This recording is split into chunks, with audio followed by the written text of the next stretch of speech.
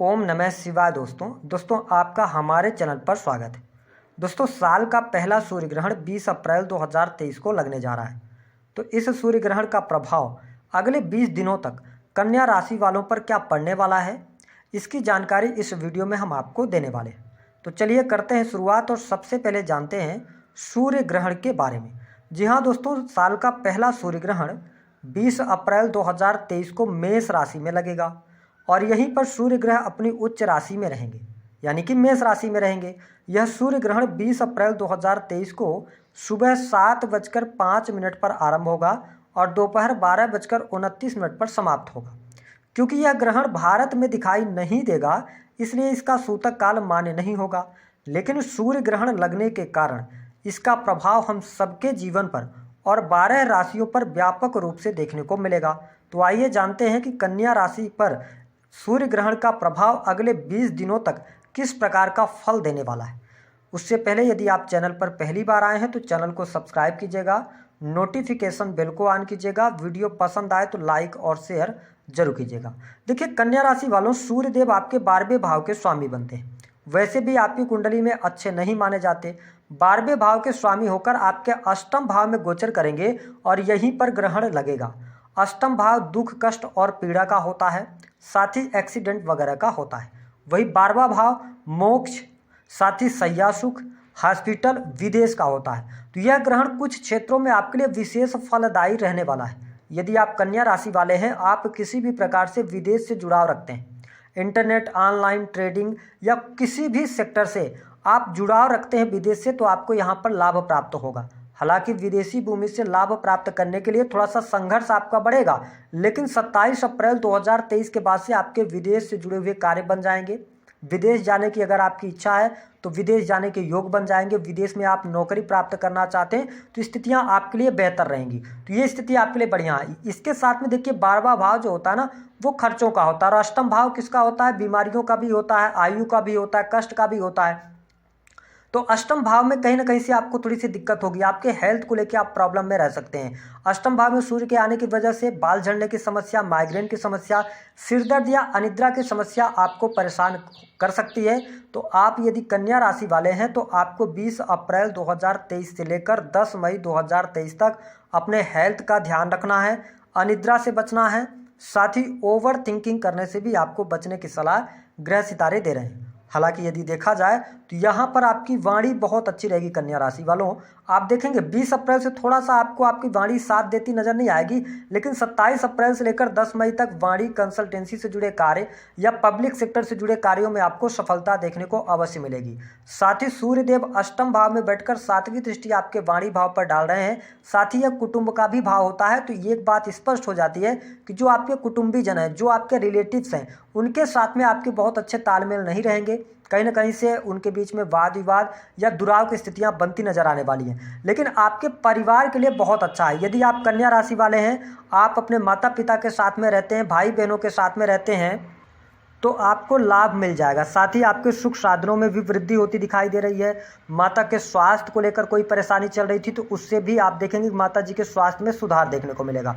इसके अतिरिक्त second house पर जब सूर्य की दृष्टि पड़ेगी और ग्रहण लगेगा तो यहाँ पर आप देखें कि 25 अप्रैल 2023 से लेकर 10 मई तक आपके खर्चों में वृद्धि हो सकती है। आप किसी यात्रा पर जा सकते हैं, लंबी दूरी की यात्रा दिखाई दे रही है।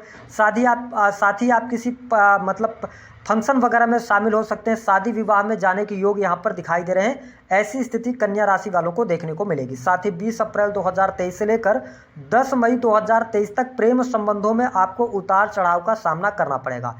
प्रेमी प्रेमिकाओं के बीच में अनबन रह सकती है या कम्युनिकेशन गैप के कारण आपके रिलेशंस में कहीं ना कहीं से उतार चढ़ाव देखने को मिलेगा। तो यदि आप कन्या राशि वाले हैं, प्रेम जीवन के अंदर सुखता चाहते हैं, तो अगर कोई मिसअंडरस्टैंडिंग हो रही है तो उसको बातों के द्वारा आप सुलझाने का प्रयास करेंगे तो आपको सफलता अवश्य प्राप्त हो जाएगी। ऐसी स्थिति दिखाई दे रही है। साथ ही यदि देखा जाए तो यहाँ पर संतान को लेकर कोई समस्या चल रही थी तो वह समस्या दूर होगी। यहाँ पर स्थिति आपके लिए बहुत बेहतर रहेगी। साथ ही कैरियर के मामले के लिए यदि देखा जाए तो सूर्य का यह जो ग्रहण लग रहा है, यह बहुत अच्छा आपके लिए नहीं रहेगा, क्योंकि आपके करियर में सफलता तो आपको मिल रही है कन्या राशि वालों, लेकिन जितना रिजल्ट मिलना चाहिए ना, वो रिजल्ट आपको नहीं प्राप्त होगा। 20 अप्रैल से लेकर और विशेष तौर पर जो 27 अप्रैल तक का टाइम पीरियड है, ये 7 दिन का जो टाइम पीरियड रहेगा, इसमें आप कितना भी एफर्ट कर लेंगे, लेकिन आपके मन मस्तिष्क में विचार चलेगा कि अब क्या करना चाहिए। कहने का यह मतलब है कि आपको आशातीत सफलता करियर में नहीं मिलेगी, लेकिन 27 अप्रैल के बाद धीरे धीरे आपके करियर में सुधार आना शुरू हो जाएगा। साथ ही कार्यस्थल पर जो गलतियां आपसे हो रही थी, उन गलतियों को आप पहचानने में सफल होंगे और सुधार करेंगे, तो आपके लिए कुल मिलाकर 10 मई आते आते स्थितियां आपके लिए बहुत अच्छी हो जाएंगी। साथ ही यदि आप सरकारी क्षेत्र के अंदर हैं या प्राइवेट सेक्टर के अंदर नौकरी कर रहे हैं, तो आपके ऊपर प्रेशर बना रह सकता है, काम की अधिकता के कारण दबाव बन सकता है, ऐसी स्थिति दिखाई दे रही है। साथ ही आप अपने कार्य से संतुष्ट नहीं होंगे, यह भी स्थिति दिखाई देती है। अगर आप बिजनेस कर रहे हैं, आप कन्या राशि वाले हैं, तो आशातीत सफलता आपको 27 अप्रैल 2023 के बाद से ही मिलना शुरू होगी। उसके पहले आपके एफर्ट से आपको उतने अच्छे परिणाम प्राप्त नहीं होंगे। हालांकि यदि आप नौकरी में कोई परिवर्तन करना चाहते हैं या नई नौकरी की तलाश कर रहे हैं, तो यहाँ पर आपकी तलाश पूर्ण हो सकती है, ऐसी स्थिति दिखाई देती है। तो ये स्थितियां आपके लिए बेहतर हैं। साथ ही यदि आप बिजनेस कर रहे हैं, तो बिजनेस कर रहे जातकों के लिए यहाँ पर देखिए, अगर आप मैन्युफैक्चरिंग यूनिट वगैरह चलाते हैं, डाटा एनालिसिस का कार्य करते हैं, रिसर्च के फील्ड से जुड़े हैं, तो यह समय आपके लिए बहुत ही उत्तम रहेगा। यहाँ पर आपको बहुत अच्छा लाभ मिलेगा। लेकिन इसके अतिरिक्त यदि आप कोई बिजनेस कर रहे हैं, मैनेजमेंट के फील्ड से जुड़े हैं, तो थोड़ा सा आपके लिए यहाँ पर परिस्थितियाँ 10 मई तक विपरीत रह सकती हैं। बहुत अच्छा लाभ आपको देखने को नहीं मिलेगा। और जिन फील्ड को हमने बताया, उन फील्ड से अगर आप जुड़ा रखते हैं, इंटरनेट, मीडिया, ऑनलाइन का कार्य करते हैं, क्रिएटिव फील्ड से जुड़े हैं, तो अप्रत्याशित लाभ होने की भी संभावना यहाँ पर दिखाई देती है। हालांकि ग्रहण लगने के कारण हम आपको यही सजेस्ट करेंगे कि आप यदि किसी बड़े इन्वेस्टमेंट की तरफ जाना चाह रहे हैं, तो आपको अभी रुकना चाहिए। साथ ही यदि आप किसी प्रॉपर्टी में इन्वेस्ट कर रहे हैं, कोई आप वाहन परचेज कर रहे हैं, तो यहाँ पे आपको थोड़ी सी सावधानी अवश्य रख के आगे बढ़ना चाहिए, क्योंकि सूर्य ग्रहण का प्रभाव 10 मई तक यानी कि 20 दिनों तक रहेगा। तो इस प्रभाव के बाद यदि आप आगे बढ़ते हैं, तो आपके लिए अच्छा रहेगा।